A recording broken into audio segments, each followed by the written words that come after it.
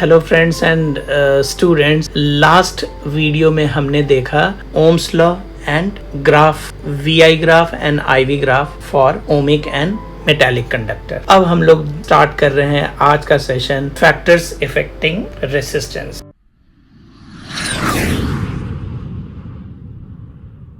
And here we have only 3 factors. Otherwise, theoretically discuss करते समय हमारे पास ये थर्ड फैक्टर भी होता है।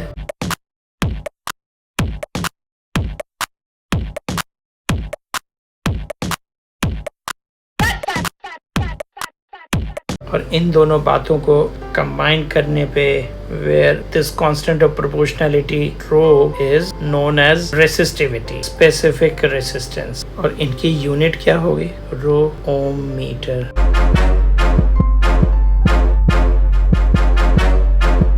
अब बात करने वाले हैं हम लोग करंट डेंसिटी की। It is J vector. ये ए इज एरिया वेक्टर, जिस तरीके से हमने इलेक्ट्रोस्टैटिक्स में पढ़ा। और एक बात फिर से मैं रिपीट कर दूं, कंडक्टेंस, कंडक्टिविटी सिग्मा 1/रो, रेसिस्टिविटी ओम इनवर्स, ये भी बोलते हैं। ओम इनवर्स को मो और siemens, that means J is equal to sigma ई।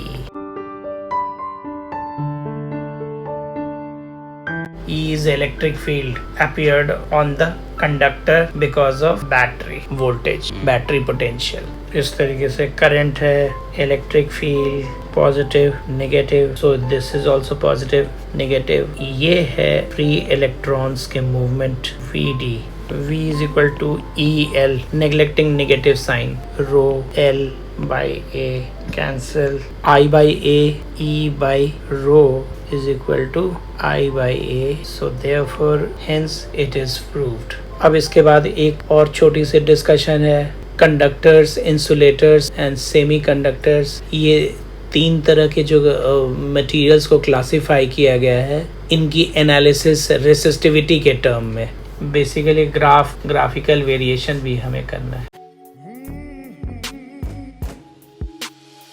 अब हम लोगों को colour code of carbon resistors करना है। पहले इस टॉपिक के बारे में जान लें, ये है क्या चीज़। वो इतना टाइनी होता है, इतना स्मॉल होता है कि उसमें आप ओम्स के फॉर्म में उसका वैल्यू नहीं नोट कर सकते हैं, इंडिकेट कर सकते हैं। तो साइंटिस्ट लोगों ने ये एक कन्वेंशन बनाया with the help of 3 colored rings, उनके वैल्यूज को दिखाने के लिए। यानी कि आप these colored rings के जरिए आप उसका absolute value of ohms मालूम कर सकते हो।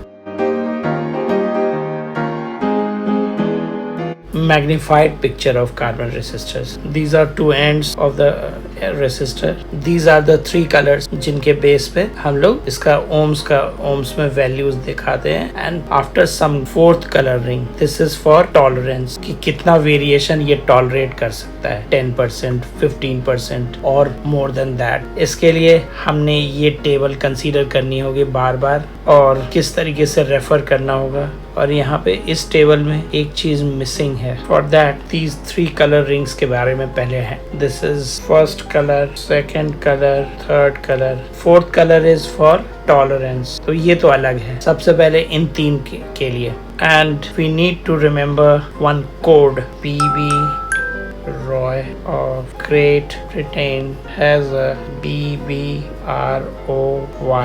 Great Britain very good wife। इन्हें इस सीक्वेंस में यहाँ पे अरेंज की गई। BBROY, Great Britain has a of Great Britain has a very good wife। ये कोड है। डार्केस्ट B is black, फिर उसके बाद ब्राउन, फिर रेड, फिर orange, O orange, Y yellow, फिर उसके बाद ग्रीन का नंबर आता है। फिर B में भी B 3 times B is arising, मतलब डार्केस्ट B is black, उसके बाद ब्राउन, उसके बाद ब्लू। फिर वैसे ही G भी, डार्केस्ट G is green, फिर यहाँ ग्रे, व्हाइट क्लियर है, वॉयलेट भी क्लियर है। लेकिन अभी इस कोड को अप्लाई कैसे करते हैं? फर्स्ट 2 कलर के लिए जो नंबर है वो फर्स्ट 2 कलर के लिए ये नंबर चलेगा। फिर उसके बाद मल्टीप्लायर वाला कॉलम कैसे, अभी देखते हैं। अब क्वेश्चन लेते हैं सीधे, तब आपको क्लियर हो जाएगा। Now we'll take illustration. Red red red silver. और टॉलरेंस के बारे में भी पहले ही बात कर लें। अब टॉलरेंस यानी कि फोर्थ कलर इज गोल्ड, तब ये 5%, सिल्वर तो 10%, नो कलर तो 20% टॉलरेंस लेवल। डायरेक्टली अब क्वेश्चन पे आते हैं। रेड के लिए कौन सा कलर है? 2। तो फर्स्ट 2 कलर के लिए सीधा 2 मल्टीप्लाइड बाय उनका मल्टीप्लायर भी 10 रेज़ टू उतना ही नंबर है, और 0 से 9 तक चलता है, यहाँ पे 10 रेज़ टू 0। तो अब ये थर्ड कलर भी रेड है, तो 10 रेज़ टू 2, और सिल्वर मतलब 10%। It implies that another question, yellow violet, violet brown gold, फिर yellow violet, yellow 4 violet 7, 4 7 into brown 10 raise to 1 and gold plus minus 5%. It implies that 47 into 10 raised 1 plus minus 5%. इस तरीके से this is over. So hello friends and students, अब हम लोग current electricity में आगे continue कर रहे हैं ड्रिफ्ट वेलोसिटी से। इसके जस्ट पहले तक हमने कार्बन रेसिस्टर किया था। नाउ इनके डिस्कशन में सबसे पहले हमें जानने की जरूरत है what are carriers of current in different type of materials. In solids they are free electron, in liquids and gases they are cations and anions. That means they are responsible for current in plain language. Now what is drift velocity? Drift velocity is the average speed of free electron inside the metallic conductor. Now I'm willing to derive the expression for drift velocity, but before that let's have the diagram for the conductor in general. Now how it could be? It could be like this. This is current inside the conductor, positive and negative end of the battery, and because of this is positive end of the conductor, this is negative end of the conductor. Free electrons will be moving in this direction, and this movement speed in general will be called drift velocity, VD. N number of free electrons per unit volume. These are the general assumptions and considerations. When we connect this conductor to this battery, before connecting there were random motions like this, random motion of all the free electrons. Thermal speeds F is equal to ma, that is also equal to QE. Mass of electron A, acceleration inside the E because of electron, therefore A is minus E by m. This is uniform acceleration, is null vector because no net effect on the conductor. और conductor पे effect तो तभी होगा जब आप battery से connect करोगे in this conductor, then they start moving in forward direction with uniform consistent acceleration. Before this connection they were in random motion like this this was the case before connecting, but after connecting they will be moving smoothly like this. Then afterward V1 is U1 plus A tau 1, V2 U2 plus A tau 2 up to Vn. Now let us discuss what are tau. For first V1, this is for first free electron. V1 is the drift speed for first free electron. U1 is thermal speed for first free electron. This is uniform acceleration. It is similar to V is equal to U plus AT from kinematic. Here tau 1 is resting speed for first free electron. Tau 2 is resting speed for second free electron. And what are these resting speed?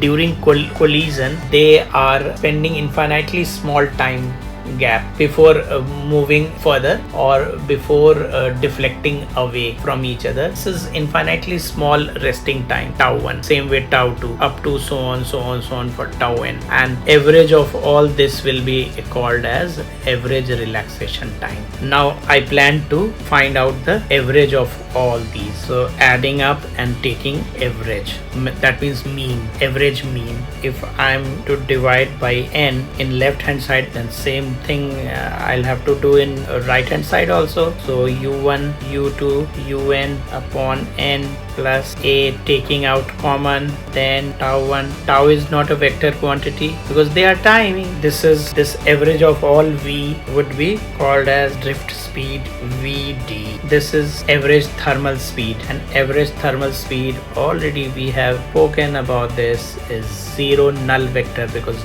no net effect, and hence it is an a tau. It implies that vd is a tau. Vd is a is minus e upon m. Basically m is mass of electron, E is electronic charge, and tau. Therefore Vd is minus E tau by m. This is drift speed, final expression. Then thereafter here come relation between electric current and drift velocity. I'm intending to check here. Given mass at t is equal to 0, particle enters a region having an electric field. That means electric field vector is given.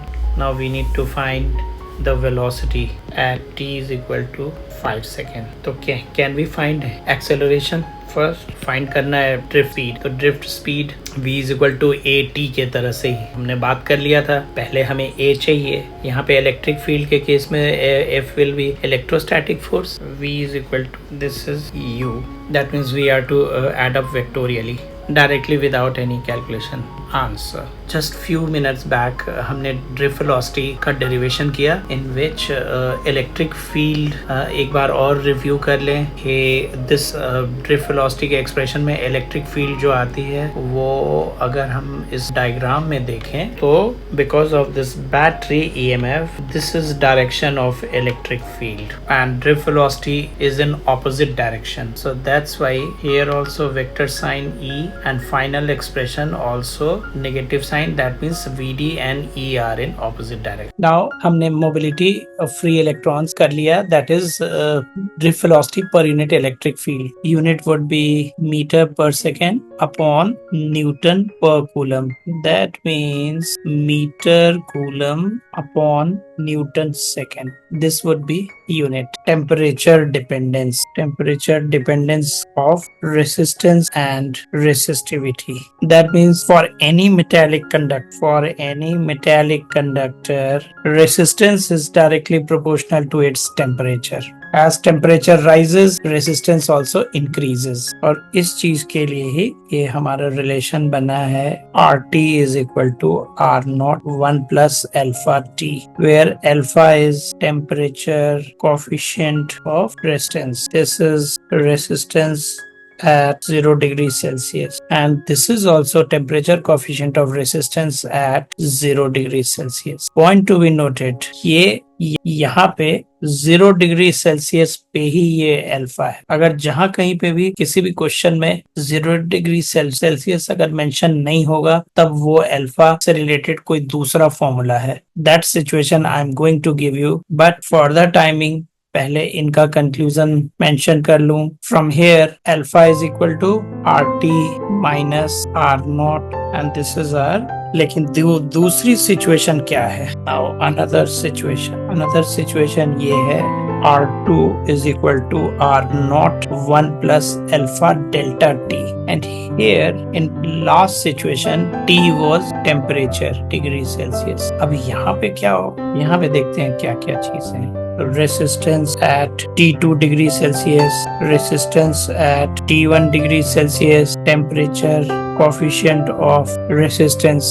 ध्यान रहे पिछले situation में जो हमने ये वाला alpha जो बात किया था ये 0 डिग्री सेल्सियस पे था, बट अब इन दिस सिचुएशन ये temperature coefficient for second formula this alpha is independent of 0 degree Celsius. ये बात ध्यान में रहे.